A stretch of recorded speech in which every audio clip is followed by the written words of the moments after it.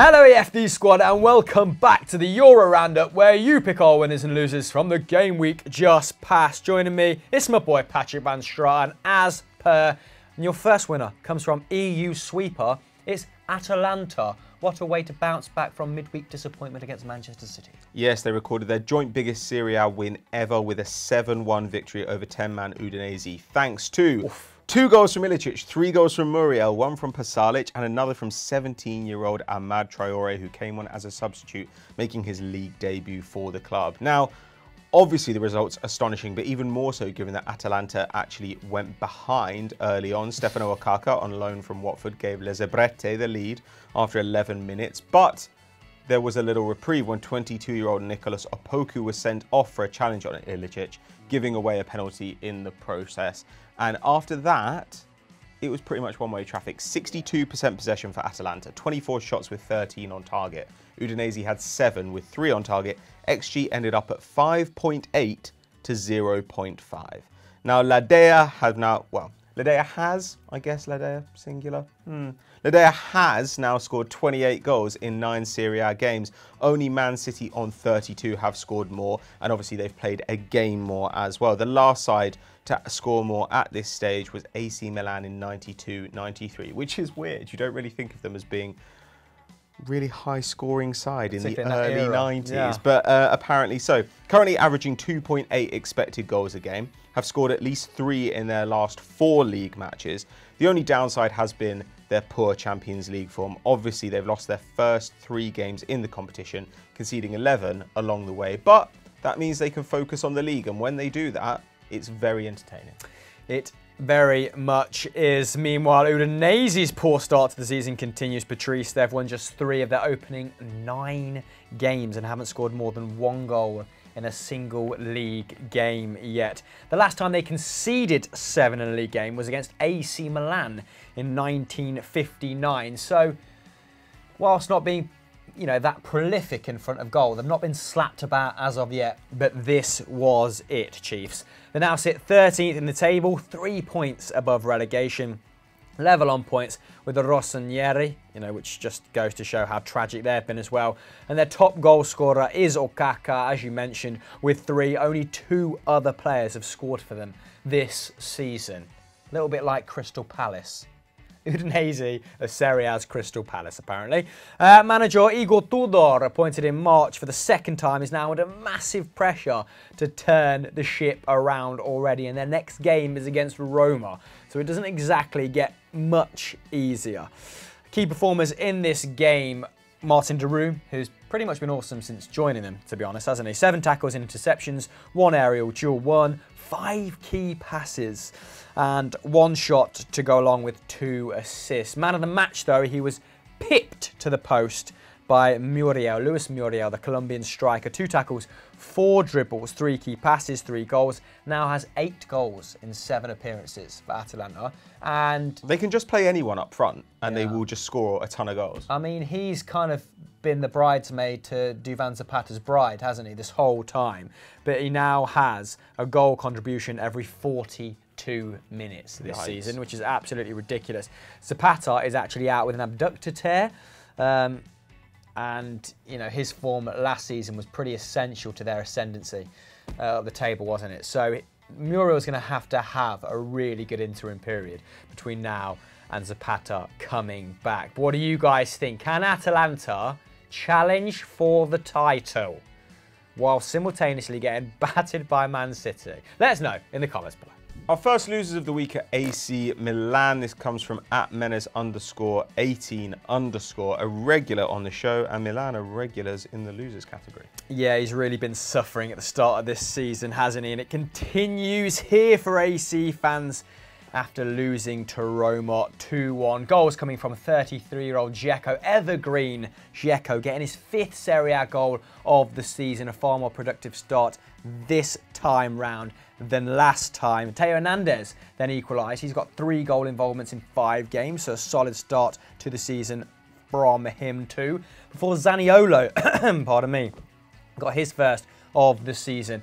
Milan might feel a little bit aggrieved by this result, dominated possession-wise, but neither side really produced that many chances, 12 shots. AC had 4 on target to Roma's 5, so pretty attritional game. Individual mistakes really deciding where the points went in this one. Pioli, name the same squad that drew to Lecce in the previous week, and they had the same issues, lo and behold. Looked vulnerable in defence once again. Set pieces in particular proving a big issue here. But not for the man Donnarumma, who probably was their star performer on the day. Made 3 saves, but they were 3 vital saves that kept Milan in the tie. In front of him, Romagnoli not having his best 19. He's become a really consistent performer through this tumultuous period for AC Milan. So unusual to see him come out of the game with just 1 interception. And Leao, who's been a shining light for them of late, not having the best game either. Despite his early chance, he only managed 2 shots, 0 coming on target. Çalhanoğlu, though, still putting up very good numbers per 90. 5 shots, 2 key passes, 1 assist in this game. So at least someone looks like they're enjoying life under Pioli. Well, and at least nobody got sent off, right? Like, I mean, I think in the 3 games before Pioli took over, 4 Milan players got sent off. Oh dear. So it's not exactly great. But on the other hand, what's not great is losing 5 of your first 9 fixtures of the season. It's hardly tremendous. Obviously a bit of a step back. Pioli actually felt that the Lecce performance was all right, and he was really disappointed. Though it's not that surprising that, like, they couldn't defend against Roma. They can't defend against anyone, and Roma are still a very good attacking side. It just feels like there's no real thought about what the plan is at Milan. Like, they brought in Marco Giampaolo and said, we're going to build a new style of play. He only spent 3.5 months at the club, which, believe it or not, is actually a record, the shortest managerial tenure at Milan in their history. But by expected points, they should have been 9th, which was kind of 4 places higher than they were. So you think, okay, was anybody looking at the numbers or even just watching the performances and saying, well, maybe they're a little bit better than they currently look in the table, maybe we should give them a bit more time? Apparently not. Let's just bring in Pioli, who has kind of flamed out at Fiorentina, flamed out at Inter. Nobody particularly wants him. Let's get that guy in. It just doesn't really make sense to me. I mean, they've got Spal up next. Spal are struggling. But then it's Lazio, Juve, and Napoli. Get Gattuso back. Oh, God, can you imagine? Like, so I just don't really see where a kind of uptick in performance comes from. It just feels like they need to pick a manager, say, you are our guy no matter how bad it gets in the first couple of months, and just really, really commit to it, rather than doing this half-assed thing of like a couple of months here, a couple of months there. I mean, Roma obviously had a bit of an up and down period with Di Francesco, but now under Fonseca, they look pretty steady. They're 5th. They've got 1 loss so far, which was against Atalanta, which is forgivable. They've got Udinese, then Napoli, and then Borussia Mönchengladbach in the Europa League. So they are a bit more of a model of how to do things. And yes, Milan aren't going to compete with Inter, probably with Atalanta, and certainly with Juve, but they could be better than they are. So here you go. Milan are in here again, and I expect to see them again in another couple of weeks. Sorry, Menez. Before we move on then, if you're not a member of the EFD squad, what are you doing? Click subscribe as displayed on the screen now. Turn notifications on to never miss another Euro roundup, because bloody hell we get around, don't we? And we move on to Ligue 1 now, where PSG battered Marseille. This suggestion comes from P Steel 22. Yes, PSG went into this match knowing that they could move 8 points clear at the top of Ligue 1 thanks to Nantes losing to Monaco on Friday. And they beat Marseille 4-0, which is a great way for Le Classique to go. And Mauro Icardi continues to go from strength to strength. Gave the host the lead in the 10th minute, doubled his tally 15 minutes later. He's now on 7 for the season. Kylian Mbappe added a brace of his own before halftime to wrap the win up in style. He's now been involved, I think, in 30 goals in Liga in 2019. 24 goals, 6 assists. That's more than any other player in Europe's top 5 leagues this season, this calendar year. It's absolutely remarkable. Now, Marseille were a little bit better after the break. Obviously, in a derby of this magnitude, they weren't just going to lie down and die, but there was just too big a hole. They couldn't get back into the match. I mean, it was the first time that PSG had scored 3 or more against them in a first half in all competitions. So they were probably a bit shell-shocked, to be honest. They're now winless in their last 15 against PSG in the league, drawn 3, lost 12. I think that goes back to 2011. It's their longest run without a victory against a single opponent in their top flight history. No surprise that it's come in the age of such a dominant PSG side. Yeah, and if you can gauge from what Pat's just said, it was an extremely dominant performance numbers-wise as well. 61% possession, 13 shots, 8 coming on target.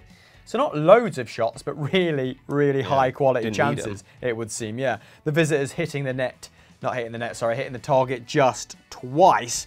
Now, expected goals actually had the game at 3.2 to 0.5 in PSG's favour, so there can't really be any arguments about the scoreline. Marseille were well and truly beaten, no element of luck in this one. And who needs luck when you've got players like Kylian Mbappe? He was once again in excellent form, scintillating. 2 goals as well as 5 shots, 2 key passes, 2 dribbles and 9 touches inside the box. That is a game high, or was a game high even, because the game has finished. Di Maria also had another fine game, linking up with Mbappe for 2 of the goals. He's now delivered the most assists for the 20-year-old in all competitions this season with 10 services. Services? Yeah, let's go with that. The Argentine also managed a game-high 6 key passes. Verratti, if we want to touch upon people in midfield, you know, because we don't want to just talk about the strikers. Verratti was also very impressive. 4 tackles, 1 assist, just 117 touches. As for Marseille, Mandanda should have done much better for at least 2 of the goals, it can be argued. And right back Bounassar also caught sleeping throughout. How's that for a prime bit of analysis? The forward line for Marseille, I mean, they really embodied how they struggled to get into this game, because Benedetto, I think, completed 9 passes. I think that was his most sort of his best stat that we could conjure. I'd love to see how many Icardi produced there. I bet it wasn't many more. 12. I bet it was like none. Everything was just a shot. He regularly has more shots than passes completed, indeed, yes. Marseille will now look to bounce back with a home game against Lille on Saturday. Oh, just what you want, Lille. While PSG travel to Dijon on Friday. So, who's going to come second in Ligue 1? Let us know in the comments below. We've got a pair of Spanish sides in our final loser slot. This comes from @BigButcherMan.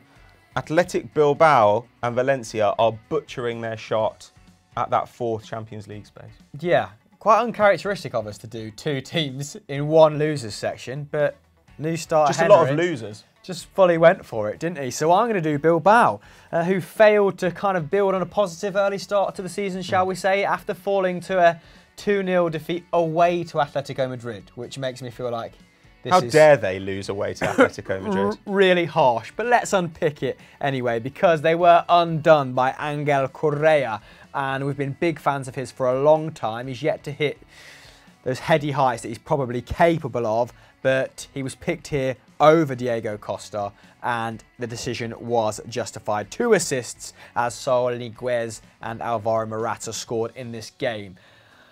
It does help when you've got probably the best goalkeeper in the world as well, keeping out the opposition. Jan Oblak pulled off 2 spectacular saves in this game. Now, the Slovenian shot stopper, who, like I said, is widely considered to be up there in the conversation at the very least, has now recorded 95 La Liga clean sheets in 163 games. So he's matched Abel Rezino's record. However, he did that in 243 games. Still very good.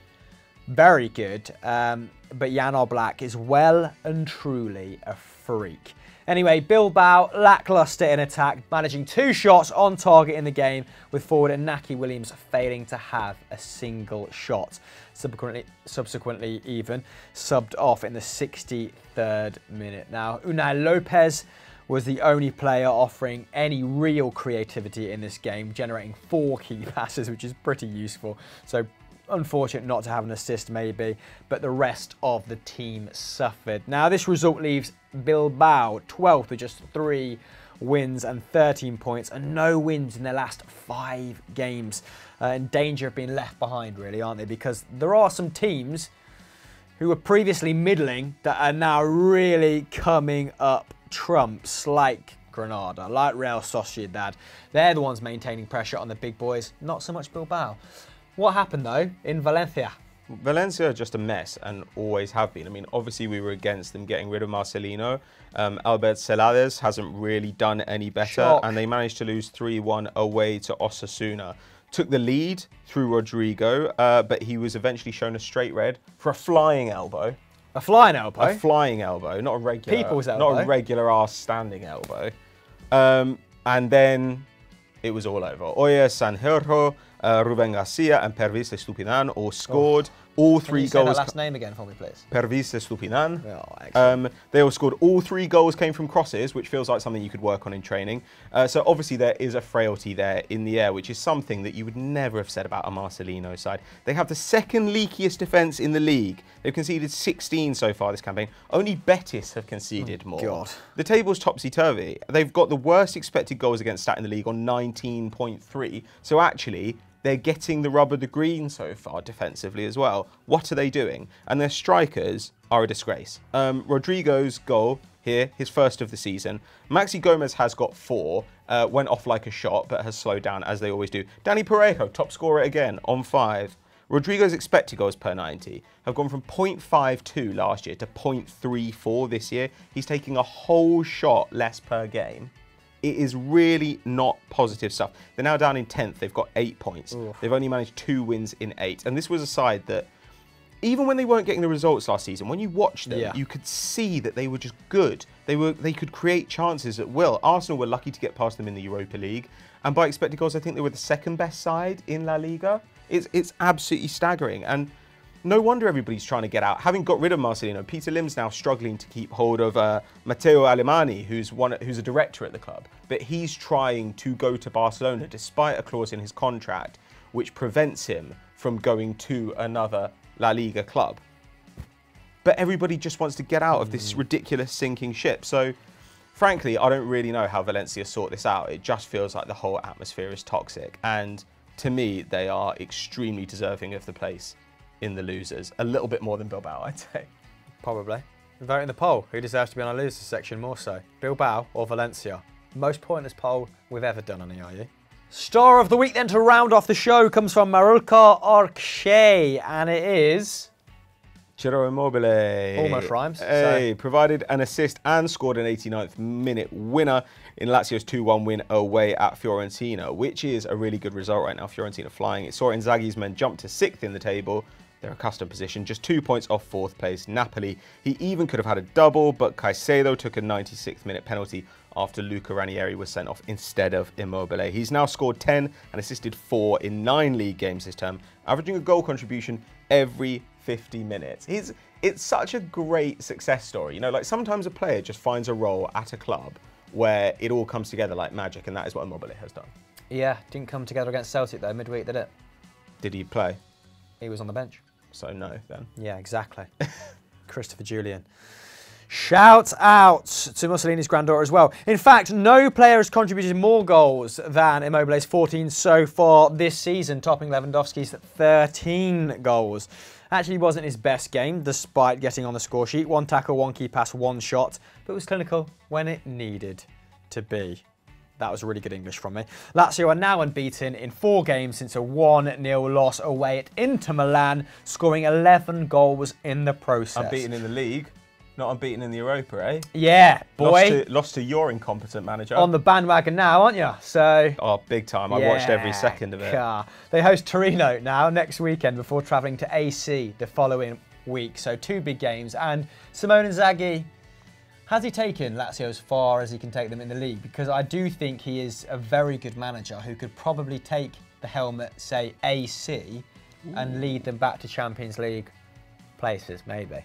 I would not take that job, though, would you? Poison chalice. I mean, I don't understand if there's any kind of, you know, like personal issues or political issues that would keep him away from that role. And he is a Lazio guy, though. He played for Lazio. So, like, you imagine for him to leave, it would have to be, like, a really great job. But if they sell Milinkovic-Savic, which they probably will. Will they? If Immobile is what, 30 now? Yeah, if he can sustain this form over 30, then okay, maybe they can sort of sustain 5th, 6th, 7th place. But how much further can he go with Lazio? It feels like a few years ago it would have been like Chelsea. That would have been the kind of place he'd go. But I don't know, maybe Simeone moves on from Atleti one day, or maybe... It's really hard to find clubs who are willing to take a manager like that anymore. Yeah. He's very specific. Either way, I do think he's managerial hot property, though. I think he's a really good coach. Yeah. I'm just not sure that like a big side are going to go for him. Okay, maybe just thrives on being an underdog. Who knows? Do you know? No, I mean, you just said. That's it for the show. Pato, what should the fine people at home do now if they're still watching us at this point? Stay right here on Eurofootball Daily and catch up on all the drama from Stat Wars. It has been an extremely tight campaign, and we are now coming up to the tail end of it. Some decisive fixtures in the relegation and title battles. I don't know, is there one of those? Whatever. Anyway, everybody in the office is arguing about it. It's extremely exciting. And obviously check out the podcast, The Game's Gone Mad, from the weekend, where I talked to George Wright and Mike Atkins about how Arsenal are the worst team of all time, which I feel was borne out by yesterday's result.